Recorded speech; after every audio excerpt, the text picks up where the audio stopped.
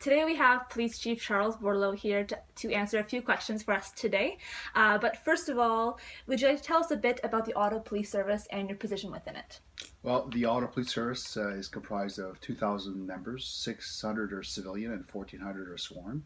I'm the Chief of Police, I'm the head of the organization, and it's a very paramilitary organization. However, 82% of my budget revolves around human resources. So we have a lot of people, and it's a business that's focused on delivering a service to our taxpayers. Wonderful. So we did speak a little bit about the Human Resources and Human Relations School before the interview. So given the definitions of each school, do you see the Human Relations or Human Resources approach at the Ottawa Police? It's actually both. On the human resources side, we have a number of policies and procedures, policies, promotional policies.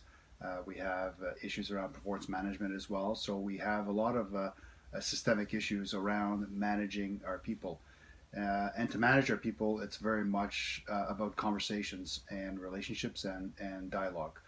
So we encourage a lot of conversations within our organization. We have to talk to each other, both going up and down the organization, but also from a lateral perspective. The different sections need to talk to each other, and it's focused on team.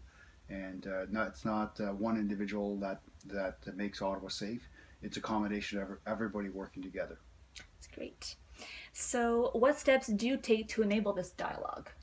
Well, as a first starting point, one-on-one conversations. There's a supervisory subordinate relationship across this organization, so we encourage supervisors to have discussions with their staff.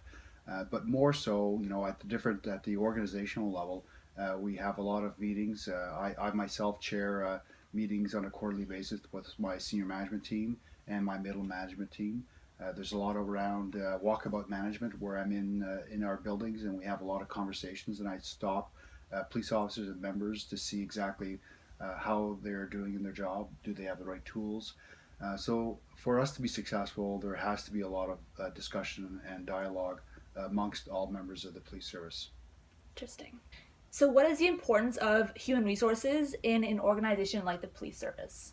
Well, we are a service business, and it takes a lot of people to deliver that service.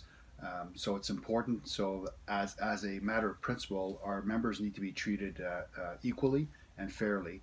And so the policies that we need to have in our organization have to be robust and transparent. So our transfer policy, our promotional policy are all built around those principles of fairness, equality, and giving people an opportunity to manage their own careers.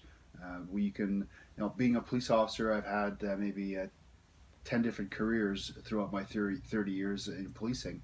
And every time you go into a new area, it's like starting over. It's the fundamentals of policing, but every section brings about its different things. So we want to give people an opportunity to experience those different opportunities within the police service throughout their entire career.